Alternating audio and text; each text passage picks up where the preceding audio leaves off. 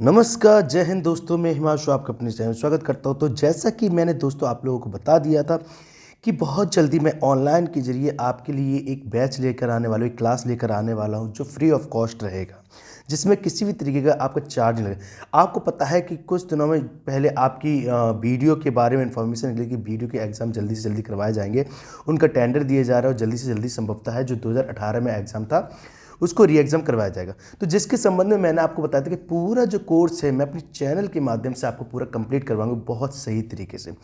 तो मैं आ चुका हूँ आज आप लोगों के बीच। आप लोगों से निवेदन है कि प्लीज़ मेरे चैनल को पूरा देखें और अपनी प्रतिक्रिया ज़रूर दें। तो जैसे कि मेरा फर्स्ट टॉपिक है, मैं हिंदी का आज स्टार्टिंग से लेके पूरा जो भी हमारे सिलेबस में है उसको पूरा कंप्लीट करूँगा। तो चलिए स्टार्ट करते हैं। सबसे पहले जो मैं बात करता हूँ हिंदी की, तो आपको बात पता होगी कि हिंदी की स्टार्टिंग कैसे हुई है और हिंदी की उत्पत्ति कैसे हुई, हिंदी का भाषा का विकास कैसे हुआ। ये सारी चीज़ें जो हिंदी का फर्स्ट टॉपिक होता है उसके बारे में चर्चा करते हैं। तो आज एक ये टॉपिक है जिसके बारे में हम लोग डिस्कशन करेंगे। सबसे हिंदी के फर्स्ट टॉपिक के बारे में डिस्कस कर लेंगे और फिर उसके बाद में ये मैं आपको पूरा पढ़ा रहा हूँ। तो चलिए बिना समय गवाए हुए हम स्टार्ट करते हैं। तो सबसे पहले आती है हिंदी की। देखो हिंदी में यानी कि हिंदी हमारी एक भाषा है और भाषा कैसे उत्पत्ति हुई है, क्या हुआ है, उसके बारे में हम लोग थोड़ा चर्चा कर लेते हैं। तो देखो किसी भी देश या किसी भी इंसान की एक भाषा होती है जो एक संचार का माध्यम होती है। यानी कि हम लोग क्या कहते हैं, एक भाषा के जरिए अपने शब्दों को या अपने शब्दों के जरिए किसी को अपनी बात का बताते हैं या उनकी भावनाओं को समझते हैं। वो एक संभव हो पाता है एक भाषा के आधार पे। चलिए तो पहले बात करते हैं, सबसे पहले भाषा पे आते हैं। तो देखो मैंने पॉइंट अपने पीडीएफ के थ्रू लिख दिए हैं, अब आपको इन पे डिस्कशन कर लेना है। तो जैसे कि सबसे पहले लिखा हुआ है भाषा।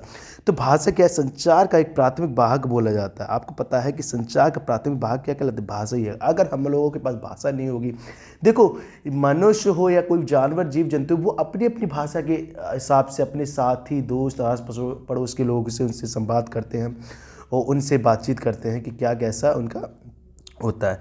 चलिए संचार के तो सबसे पहला संचार का प्राथमिक भाग क्या कहलाती है? भाषा कहलाती है। आपको पता है संचार का प्राथमिक भाग क्या कहलाता है? भाषा। अब दूसरे पॉइंट है, हमने डिस्कशन किया है कि भाषा व्यक्ति की अभिव्यक्तियों को विकास करती है। दोस्तों थोड़ा सा आप लोग आज थोड़ा सा कॉपरेट करें कि मेरा गला बहुत बुरी तरीके से ख़राब है, बस ये मानिए। लेकिन मैंने आप लोगों को वादा किया था, उस वादा अनुसार मैं आपको क्लास दे रहा हूँ। तो अगला पॉइंट है कि भाषा व्यक्ति की अभिव्यक्तियों का विकास करती है। आपको पता है कि व्यक्ति क्या कहना चाह रहा है, क्या उसका हाव भाव है, उसका विकास करती है। वो किसके आधार पे हो सकता है? भाषा के ही आधार पे होती है। ठीक है। दूसरे क्या कहलाता है कि भाषा संस्कृति का भी विकास करती है। आप पता होगा कि भाषा के आधार पे आपको पता चल जाता है कि ये कहाँ का व्यक्ति है, क्या कैसा है। आपको भाषा के आधार पे, जैसे कि एक आप देख लीजिए, अगर ईस्ट साइड में देखिए तो वहाँ की देख लीजिए, वहाँ की भाषा आप बोल सकते हैं, पहाड़ी भाषा बोल सकते हैं। देखते कि ये व्यक्ति ईस्ट का है। अगर आप साउथ साइड चलिए तो वहाँ की भाषा अलग है, उनके बोलने का तरीका अलग है। तो वो एक संस्कृति का भी विकास करती है। मतलब संस्कृति मतलब आपको प्यार से बोल रहा है तो आपको पता है जो कि उनके संस्कार कैसे रहे हैं, यानी कि उनके माँ बाप ने बहुत अच्छे संस्कार दिए। और अगर कोई बुरी तरीके से बदतमीजी से बोल रहे तो आपको पता चलेगा कि उनके माँ बाप ने या उनके आसपास का वातावरण कैसा रहा है, माहौल उस तरीके से विकास करती है। तो एक बात बोलेंगे, भाषा क्या करती है? संस्कृति का विकास करती है। और बोली में जो क्या बोल रहे हैं कि भारत का क्या है कि संस्कृति का विकास करती है। आपको ये बात पता है। और सबसे चीज़ है कि भाषा का विकास बोली, यानी कि भाषा से क्या होती है? उपभाषा बनी और उपभाषा की छोटी इकाई क्या होती है? बोली होती है। आपको ये पता है ना। तो बोल रहा है भाषा संस्कृति का विकास करती है, बोली में साहित्यिक रचना नहीं होती। आपको पता है, ठीक है। अगर किसी बोली में साहित्यिक रचना होने लगती है तो वह बोली न होकर बोली का विकास हो जाता है। आपको ये पता है कि भाषा की सबसे छोटी इकाई क्या कहलाती है? आपको वर्ड कहलाती है, आपकी ध्वनि कहलाती है, अक्षर कहलाती है। ये आपको पता होगी, भाषा की सबसे छोटी इकाई है। लेकिन हमने वही पॉइंट लिखे हैं जो आपके एग्जाम में पूछे जाते। तो बोल रहा है कि सबसे छोटी भाषा क्या होती है? बोली होती है। बोली से क्या, भाषा से उपभाषा बनती है और उपभाषा का छोटा रूप होता है बोली होती है। आपको पता है कि अभी तक बोली में किसी का भी कोई रचना नहीं हुई है। भाषा में रचना होती रहती है, उपभाषा में रचना होती रहती है, लेकिन बोली में किसी साहित्य रचना नहीं होती। लेकिन अगर क्या होता है, बोली में रचना होने लगती है तो फिर वो बोली न रह के क्या हो जाती है? उपभाषा बन जाती है और उसका विकास हो जाता है। वही मैं आपको बता रहा हूँ। तो इन्होंने बोला है कि भाषा संस्कृति का विकास करती है, बोली में साहित्य रचना नहीं होती। लेकिन अगर किसी बोली में साहित्य रचना होने लगती है तो वह वहाँ बोली का विकास हो जाता है और फिर वह बोली बोली न रहकर क्या कहलाती है, आपकी उपभाषा बन जाती है। देखो मैंने आपको लिख दिया है कि ये क्या हुई, भाषा, यानी कि सबसे छोटी क्या होती है, बोली। बोली का विकास हुआ थोड़ा सा, वो किस में कन्वर्ट होगी, उपभाषा बन गई। और उपभाषा क्या होती है, एक भाषा में। यानी कि हम देखा जाए कि बोली क्या होती है, छोटे से क्षेत्र में बोली जाती है। आपको पता है जैसे बोलते हैं ना, एक कोस में बदले वाणी और 100 कोस में बदले पानी, कुछ ऐसा होता है, आपने सुनी होगी कहावत। तो वही ना, छोटे बोली क्या होती है, आपको पता है कि हो सकता है आपके मोहल्ले गली पड़ोस में कुछ अलग बोली बोली जाती है, थोड़ा 2-3 किलोमीटर आगे चलिए तो कुछ और अलग बोली बोली जाती है। तो बोली का बहुत अलग प्रभाव पड़ता है। लेकिन बोलियों में साहित्य रचना नहीं हो पाती। क्यों नहीं हो पाती, आपको ये बता दूं, क्योंकि एक चीज़ बताइए, अगर बोलियों में साहित्य रचना होने लगेगी तो एक स्थान का ही इंसान तो समझ पाएगा। और साहित्य रचना का मतलब होता है कि उस रचना को सभी लोग पढ़ सके, समझ सकें। लोग करते हैं लेकिन वो एक एरिया, मतलब एक सीमित एरिया में आपका सिमट के रह जाएगी। लेकिन अगर ये मानिए कुछ बोलियाँ, जैसे कबीरदास ने अपनी बोली का ही रचना किया है, लेकिन बोली, उस बोली का क्या हो गया, विकास हो गया।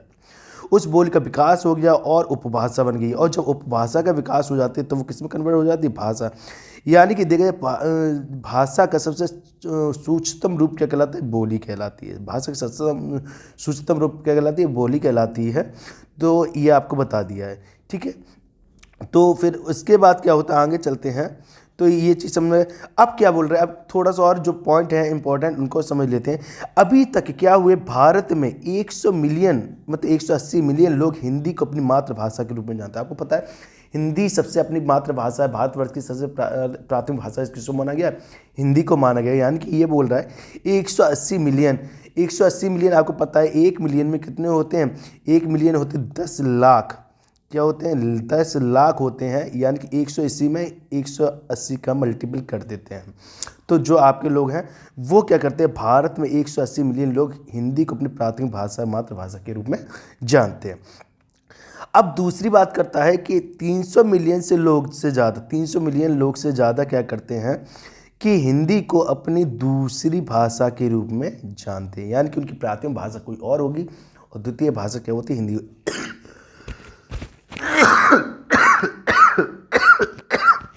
सॉरी, थोड़ा गला खराब है, आप लोग थोड़ा कोऑपरेट करेंगे।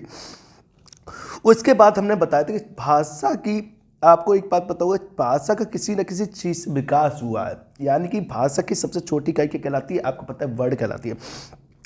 जैसे कि आपको मैं बता दूं कि किसी भाषा, यानी कि भाषा किससे मिलकर बनी होती है, तो देखो सबसे लघुतम इकाई क्या होती है, अक्षर या वर्ड कहलाती है। आपको पता है सबसे लघुतम इकाई क्या होती है, वर्ड। वर्ड से क्या बनते हैं, शब्द बनते हैं। और शब्द से क्या बनते हैं, एक वाक्य बनता है। और वाक्य जब पूरी लघु तो पूरी बात कह देता है तो वो एक क्या बन जाती है, भाषा बन जाती है। देखा जाए तो भाषा की सबसे छोटी इकाई क्या कहलाती है, वर्ड। इसी को हम लोग अक्षर कह लेते हैं। यानी कि सबसे छोटी इकाई क्या कहलाती है, ध्वनि कहलाती है। क्या कहलाती है, ध्वनि कहलाती है। तो भाषा की सबसे छोटीतम इकाई क्या कहती है, ध्वनि कहलाती है। यानी कि अब इसी के आधार पर मैं देख लेता हूँ कि देखा जाए तो भाषा एक नहीं होती, बहुत सारी होती हैं, ठीक है। लेकिन किसी न किसी भाषा का कहीं ना कहीं से तो विकास हुआ होगा, किसी न किसी भाषा का कहीं ना कहीं से तो विकास हुआ होगा। तो जहाँ से भाषा का विकास होता है बच्चा, उस चीज़ को हम लोग बोलते हैं लिपि बोलते हैं। उसको क्या बोलते हैं, लिपि बोलते हैं, ठीक है। उसको क्या बोलते हैं, लिपि। यानी कि ये लिपि क्या है, कि नानी मान लो, नानी की बहुत, या नानी या दादी के बहुत सारे बच्चे होते हैं, बहुत सारे बच्चे होते हैं, मौसी होती हैं, मौसी होते हैं, मामा होते हैं, मम्मी होती है, बहुत सारे बच्चे होते हैं। ऐसे दादी के होते, पापा होते, चाचा होते, बुआ होती, ये सारे बहुत सारे बच्चे होते हैं। तो लिपि क्या होती है, जननी होती है। जननी यानी कि जहाँ से भाषा का विकास होता है। और लिपि में एक भाषा नहीं आती है, यानी कि बहुत सारी भाषाओं का विकास होती है। तो ऐसे हम जान लेते हैं, ठीक है। तो लिपि एक मैंने समझ, तो लिपि क्या कहलाती है, भाषा की अभिव्यक्ति ही क्या कहलाती है, लिपि कहलाती है, ठीक है। तो हमें बात करते हैं हिंदी भाषा का। तो आप सबसे पहले हिंदी भाषा का विकास करते हैं तो उसके लिए थोड़ा सा समझ लेते हैं, ठीक है। तो ये देखो भाषा की लिपि क्या कहलाती है, भाषा की अभिव्यक्ति ही लिपि कहलाती है। आपने ये देख लिया, भाषा की अभिव्यक्ति ही लिपि कहलाती है। आगे बोल रहा है सबसे पहले आपको पता है कि जब हमारे हड़प्पा सभ्यता के बाद जब आर्य लोग आए तो आर्य की पहली भाषा क्या कहलाई थी, संस्कृत कहलाई थी। संस्कृत के बाद आपको पता है पाली बनी, और पाली से प्राकृतिक, और प्राकृतिक से अपभ्रंश, और अपभ्रंश से सीधे क्या हुई, हिंदी भाषा का निर्माण हुआ। ये बात आपको पता है। तो देखा जाए कि भाषा का जो विकास हुआ है वो किससे हुआ है, मतलब हिंदी जो भाषा का निर्माण किससे हुआ है, संस्कृत भाषा से हुआ है। अगर कह सकते हैं दूसरे शब्दों में कि हिंदी की जननी किसको माना गया, तो हिंदी की जननी किसको माना गया, संस्कृत को माना गया है। ठीक है। या फिर जो सबसे पुराना ऑप्शन दिया हो, सबसे पुराना ऑप्शन क्या है, संस्कृत, संस्कृत न दिया हो तो पाली, पाली न दिया हो प्राकृतिक, प्राकृतिक न दिया हो तो अपभ्रंश। इससे बोले तो इसमें किस तरह के क्वेश्चन बनते हैं, जरा उनको समझ लेते हैं। तो सबसे पहला क्वेश्चन बनता है कि हिंदी किससे विकास हुआ है, तो आपको पता है जननी उसकी क्यों कहलाती है, संस्कृत की कहलाती है। दूसरी बोलेगा कि हिंदी को किससे अपनाया गया। अगर ये बोला गया हिंदी को किससे अपनाया गया है या हिंदी का विकास किसके बाद हुआ है, तो बच्चा वहाँ पे अगर आपको अपभ्रंश ऑप्शन दिया तो अपभ्रंश लगाइए। दोनों बातों में यानी कि दोनों क्वेश्चन बहुत फर्क है। अगर वो बोले कि हिंदी का विकास किससे हुआ है, तो विकास बच्चा या हिंदी की जननी कौन बोलती है, तो बोलता है कि संस्कृत। लेकिन अगर वो बोले हिंदी किससे अपनाएगी, तो वो आपको पता है अपभ्रंश से उसका विकास या अपभ्रंश से उतारी गई है। दोनों में बहुत फर्क है बातों में। ठीक है।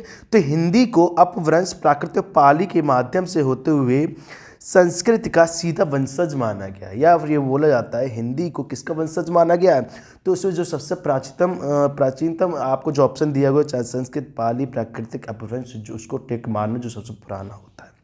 ठीक है भाई दोस्तों, चलो आगे बढ़ते हैं। तो देखो अब क्या हो, यहाँ तक जो अपभ्रंश है, अपभ्रंश तक आपको क्या है, यहाँ पे बहुत सारी चीज़ें मिल रही हैं। जैसे कि आपको पता है, यहीं पे मैं बता दूँ, पाली में क्या है, संस्कृत, तो आपको बताया कि आर्य लोगों की भाषा क्या कहलाती है, संस्कृति कहलाती है। संस्कृत की आर्य लोगों की भाषा क्या कहलाती थी, संस्कृत कहलाती थी। पाली, महावीर, आपको पता है कि गौतम बुद्ध और अशोक ने अपने कुछ उपदेश हैं बच्चे पाली में भी दिए हैं और कुछ प्राकृतिक में भी दिए हैं। गौतम बुद्ध के कुछ उपदेश आपको पता है पाली में दिए गए। महावीर स्वामी जो आपके जैन धर्म के तीर्थंकर वगैरह माने जाते हैं, उन्होंने जो अपने उपदेश दिए हैं उन्होंने किस में दिए, प्राकृत में दिए। यहाँ से क्या हो रहा है, अभी ये सारा चीज़ें मिश्रित चल रहा है। अपभ्रंश क्या होता है, ये सारी भाषाएं जब संस्कृत, इस टाइम क्या हुआ, संस्कृत भी चल रही थी, पाली भी के भी कुछ क्षण मिल रहे थे, प्राकृतिक के भी थे, तो अपभ्रंश के भी कुछ मिल गए हैं। यहाँ पे कुछ मिश्रित भाग है यार, कि हिंदी को रूप को अपनाने से पहले कहीं ना कहीं ये जो भाषा थी हर तरीके से आपकी बट गई थी। तो बट गई थी तो उनको ज़रा डिस्कशन कर लेते हैं। तो आपको पता है कि हिंदी के यहाँ से आपका एक मिश्रित भाषा के रूप में भी अपनाई जाने लगी थी। फिर हिंदी को हिंदी के रूप में भी, संस्कृत के रूप में भी, प्राकृतिक रूप में भी, फारसी भी था और उर्दू भी थे। यानी कि यहाँ से ये सारी भाषाएं निकल के आई थी। ठीक है। यहाँ से सार्वजनिक भाषा निकल के आ गई थी। एक तरफ माना गया है कि एक होता है बहुमत, एक होता है मतलब एक होता है खुद का मत और एक होता है सार्वभौमत। सार्वभौमत में यानी कि सभी लोगों के माना गया है। तो उनके हिसाब से हिंदी को 10वीं शताब्दी में अपना लिया गया था। हिंदी को 10वीं शताब्दी में अपनी भाषा के रूप में अपना लिया गया था। कहते हैं कि 10वीं शताब्दी के रूप में हिंदी को मान लिया गया था।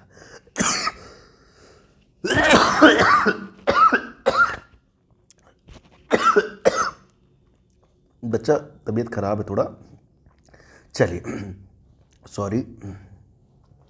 आगे बढ़ते हैं। तो जैसे कि मैंने बताया 10वीं शताब्दी में हिंदी को भाषा के रूप में यानी कि 10वीं शताब्दी में हिंदी का विकास होने लग जाता है, ये कह सकते हैं। ठीक है। लेकिन इसके अलावा पूछा जाता है कि एक क्वेश्चन सीधे सीधे पूछा जाता है आपके एग्जाम में कि ये बताइए हिंदी का विकास कब हुआ था। तो आपको सीधा लगा देना है कि 10वीं शताब्दी में हिंदी का विकास हुआ था। लेकिन एक वैज्ञानिक थे जिनका नाम था राहुल संकृतयन। इनके अनुसार अगर पूछा जाए, इनके अनुसार बोला जाता है तो हिंदी का विकास था वो 8वीं शताब्दी में या 8वीं सदी में हिंदी का विकास हुई थी इनके अनुसार, यानी कि 10वीं शताब्दी से पहले भी हिंदी का विकास होने लगा था।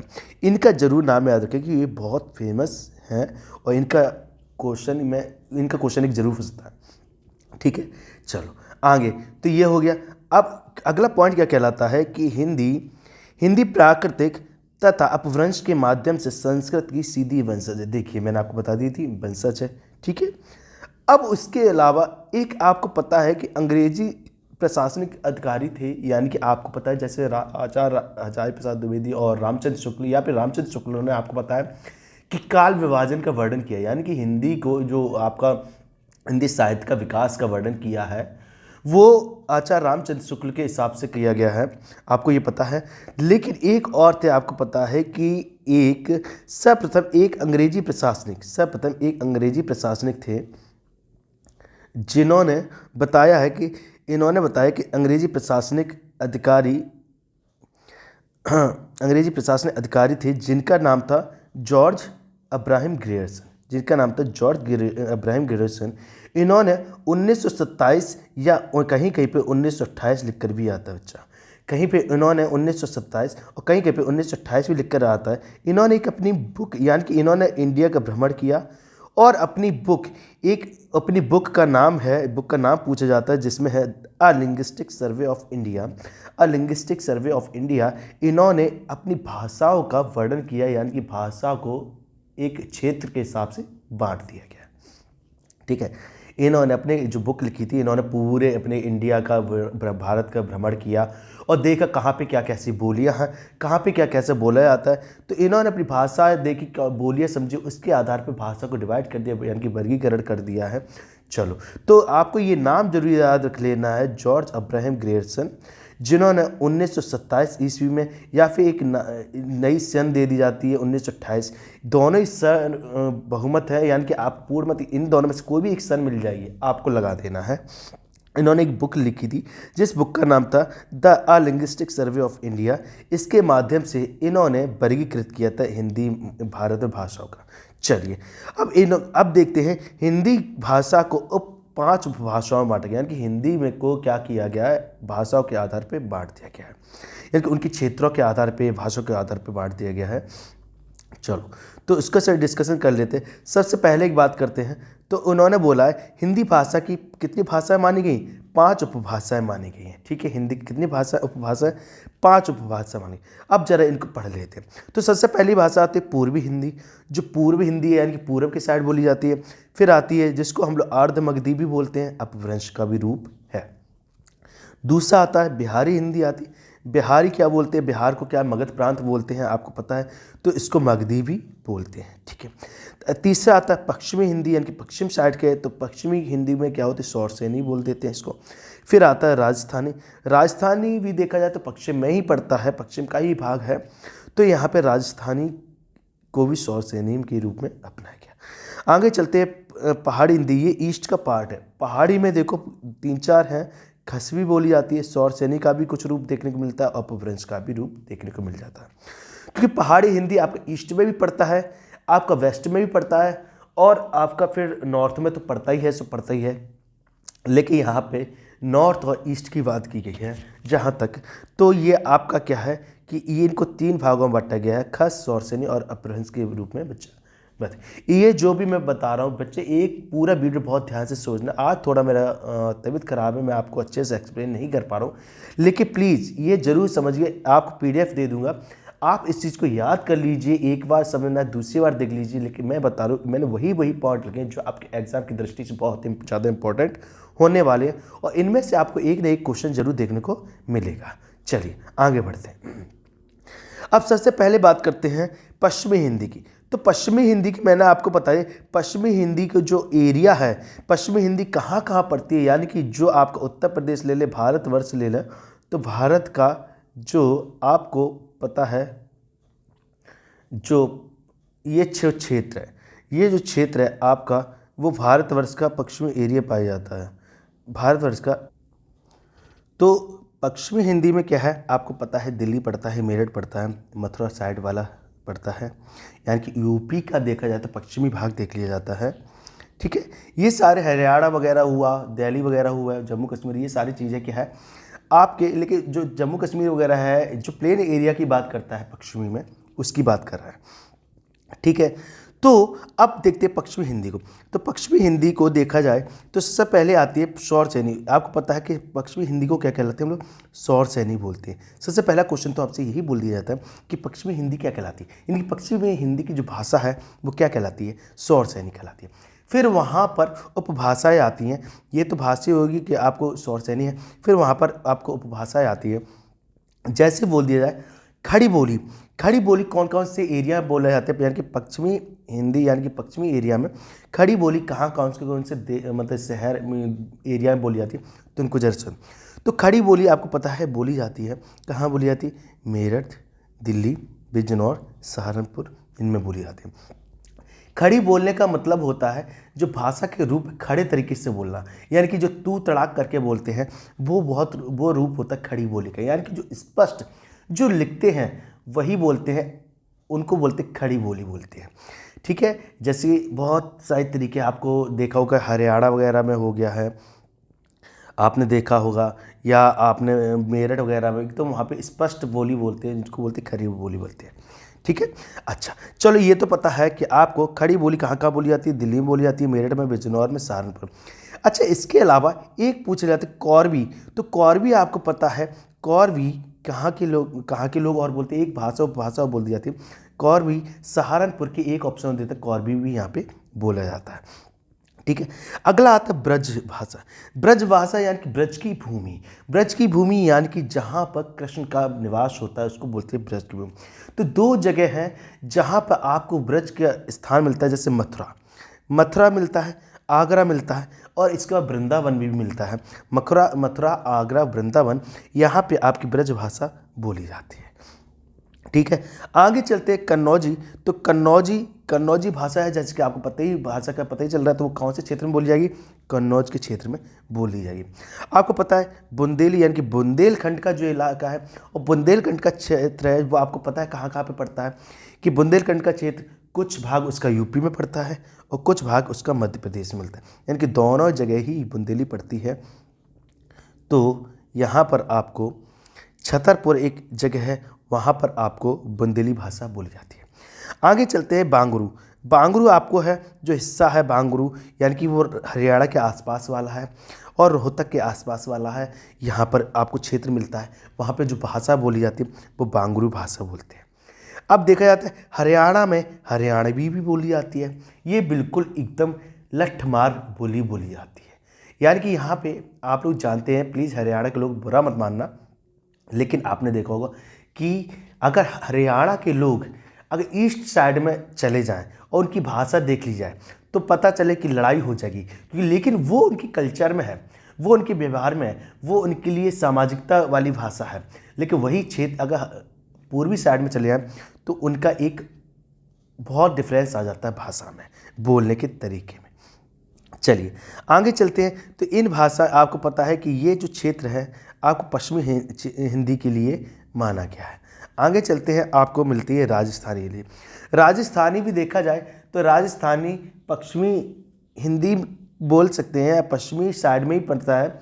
ये आपके उत्तर और पश्चिम के बीच वाला हिस्सा बोला जाता है राजस्थान। अब यहाँ पे राजस्थानी हिंदी यानी कि राजस्थान में ही बोली जाती है। तो राजस्थान के कौन कौन से क्षेत्र में कौन कौन सी भाषा बोली जाती है आपको पता होना चाहिए। सबसे पहले तो पूछा जाए राजस्थान की कौन सी भाषा है, आपको पता होना चाहिए सौर सैनी बोली जाती है, ठीक है। फिर आती है जयपुरी। तो जयपुरी पता चल रहा है जयपुर में ही बोली जाती है। निवाड़ी यानी कि मांडवा, उज्जैन, ये सारी चीज़ें कहाँ के निवाड़ी लोग बोलते हैं, ठीक है। ये मध्य प्रदेश का हल्का सा भाग पड़ता है, ठीक है। अगला बोलता है मारवाड़ी। तो मारवाड़ी आपको पता ही है राजस्थान की बहुत प्रसिद्ध भाषा है, वहाँ के लोग मारवाड़ी ही बोलते हैं। तो जयपुर में बोला जाता है। जयपुर को हम लोग पता है पिंक सिटी के भी नाम से जानते हैं, ठीक है। बीकानेर बोला जाता है, बीकानेर में आपको पता है आलू की भुजिया, बीकानेर बहुत फेमस है, ठीक है। तो मारवाड़ी जो वहाँ का भाषा है वो कौन कौन से क्षेत्र में बोली जाती है? वो जयपुरी और बीकानेर क्षेत्र में बोली जाती है। आगे बोला जाता है कि भीली, तो भीली एक आपको पता है जनजाति है और उनकी भाषा भी होगी जो भीली कहलाएगी। तो भीली है, भीली कौन कौन से भाग में बोली जाती है, तो आपको पता है जो आपका टेरिटरी एरिया है, यानी कि जो आपका एक देखा जाए सीमा क्षेत्र है, तो सीमा क्षेत्र में ही आपको पता है ये जनजाति पाई जाती है। तो भीली जनजाति है पाई जाती है, जो राजस्थान में भी कुछ पाई जाती है, मध्य प्रदेश में भी देखने को मिलती है और गुजरात में भी देखने को मिलती है। तो ये आपका डिस्कशन हो गया राजस्थान की हिंदी का, मैंने बात कर ली। अब आगे बढ़ते हैं, इसी के साथ पूर्वी हिंदी की बात कर लेते हैं। ठीक है, पूर्वी हिंदी की बात कर लेते हैं। तो पूर्वी हिंदी में चलते हैं। तो पूर्वी हिंदी में आपको सबसे पहले आपको पता है पूर्वी हिंदी, यानी कि आपको देखा जाए कि उत्तर प्रदेश के जो पूरब का हिस्सा है, उत्तर प्रदेश के पूरब का हिस्सा मान लेते हैं, जो उस साइड का हिस्सा लगा हुआ है उसको हम लोग, तो पूरब हिस्सा यानी कि यहाँ पे लिखता है मगधी। मगध प्रांत आपको पता है कौन सा प्रांत है, बिहार है। मगध प्रांत आपको पता है बिहार है, लेकिन यहाँ पे लिखा अर्ध, यानी कि आधा मगध। आधा देख लिया है तो आपको पता है पूर्वांचल के लोग होते हैं। ठीक है, उनकी जो भाषा बोली जाती है पूर्वी हिंदी बोलते हैं, और इसको हम लोग बोलते हैं अर्धमागधी बोलते हैं। ठीक है, अब आगे चलते हैं। ठीक है, तो सबसे पहले बोला अवध। आपको पता है कि एक ट्रेन चलती है जिसका नाम है अवध एक्सप्रेस चलती है। तो अवध आपको पता है जो लखनऊ का पुराना नाम था वो अवध के ही नाम से ही जाना जाता था। तो जो अवध प्रांत है वो यूपी का पूर्वांचल का हिस्सा बोला जाता है, यानी कि जो कानपुर सेंट्रल है वो एक मिड पॉइंट माना जाता है। कानपुर से डिसाइड होता है वो वाला हिस्सा, उसको आप लोग पूर्वांचल क्षेत्र बोल देते हैं, और कानपुर से इस साइड का हिस्सा है जो आप लोग उसको पश्चिमी क्षेत्र में आने लगता है। जितना से ज़्यादा हम लोग ईस्ट में चलते जाएंगे कानपुर से, वो पड़ता है पूर्वी क्षेत्र। जितना हिस्सा हम लोग कानपुर से आपके वेस्ट में चलते चले जाएंगे वो चलता है पश्चिमी हिस्सा। ठीक है, ऐसे ही कानपुर को मिड पॉइंट माना गया है उत्तर प्रदेश का। चलिए, तो आपको बता दूं तो लखनऊ प्रांत है वो क्या है, अवध का प्रांत बोला जाता है। अवध राजा रहे हैं, नवाबों का शहर है। तो अवधी भाषा है लखनऊ में बोली जाती है, बहुत ही ज़्यादा शालीनता के साथ बोली जाती है। अगर यहाँ पे किसी को बोलेंगे भी, गलत भी बोलेंगे तो बहुत ही ज़्यादा शालीनता के साथ बोलते हैं। ठीक है, बहुत प्यार भरा होता है पूर्वांचल के लोगों में। ठीक है, अब आगे बढ़ते भघेली आपको पता है कि ये किस हिस्से में बोले थे, रीवा। और रीवा क्या है आपको पता है, बिल्कुल उत्तर प्रदेश का सीमा लगी हुई है जो मध्य प्रदेश के साथ जुड़ा हुआ है। ठीक है, उत्तर प्रदेश और मध्य प्रदेश की सीमा लगी हुई है, वो मध्य प्रदेश के साथ जुड़ा हुआ है, वो हिस्सा क्या कहलाता है, रीवा। और यहाँ पे जो भाषा बोली जाती है वो बच्चा भघेली बोली जाती है। आगे बात करते हैं छत्तीसगढ़ी की। तो छत्तीसगढ़ी आपको पता है छत्तीसगढ़ी कहाँ पे बोली जाती है, जाहिर सी बात है छत्तीसगढ़ में ही बोली जाती है। और छत्तीसगढ़ की राजधानी क्या कहलाती है, रायपुर नहीं है, रायपुर है। यहाँ पे गलत हो गया है, रायपुर है, थोड़ा सा मिसप्रिंट हो गया है, आप लोग रायपुर याद रखेंगे। ठीक है, हो जाता है टेक्निकल प्रॉब्लम कुछ, रायपुर। ठीक है, रायपुर है यहाँ पे। ठीक है, तो रायपुर में बोली जाती है। ओके, तो छत्तीसगढ़ी भाषा आपकी क्या है, रायपुर में बोली जाती है। यानी कि ये देखा जाए मगध से थोड़ा सा लगा हुआ टच भाग है पूर्वांचल का, उत्तर प्रदेश के पूर्वांचल का भाग है, तो वो अर्धमगधी हम लोग उसको बोल देते हैं। ठीक है, आगे चलते हैं। अब आता है बिहारी हिंदी। बिहार आपको बता दिया मैंने, पूरा मगध प्रांत होता है। कौन सा भाग है, पूरा मगध भाग है। तो बिहारी में क्या क्या मिलता है वो आपको बताते हैं। सबसे पहले आती है जो बहुत ही ज़्यादा फेमस है, भोजपुरी सॉन्ग है, भोजपुरी स्टाइल है। आपको कितने कलाकार हुए जो भोजपुरी, कितना आज तो पूरा देखा जाए तो पूरा भारतवर्ष में या भारत में पूरा फैला हुआ है भोजपुरी सॉन्ग। जहाँ पर देखिए, जिस नुक्कड़ पे देखिए आपको भोजपुरी सॉन्ग दिख रहे हैं। ठीक है, और डीजे पर तो मान ही लीजिए बिना भोजपुरी सॉन्ग और एक हरियाणा सॉन्ग बिना लगाए कोई डांस हो सकता है, नहीं हो सकता है।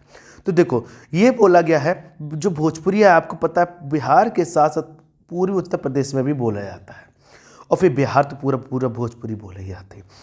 आगे बात करता है मगधी देखो आपको मगध प्रांत है, गया, ये गपा नहीं है बच्चा, ये गया है। ठीक है, ये गया, बौद्ध गया जिसको बोलते हैं, जहाँ पर ज्ञान प्राप्त हुआ था बौद्ध गया को। ठीक है, आगे चलते हैं कि मैथिली। मैथिली आपको पता है दरभंगा साइड जो मैथिली भाषा है वो दरभंगा साइड, और दरभंगा आपको पता है बिहार का ही हिस्सा है, बिहार में ही होता है, बिहार में ही पाया जाता है। ठीक है, बिहार का ही एक ज़िला है दरभंगा, बहुत प्रसिद्ध ज़िला है।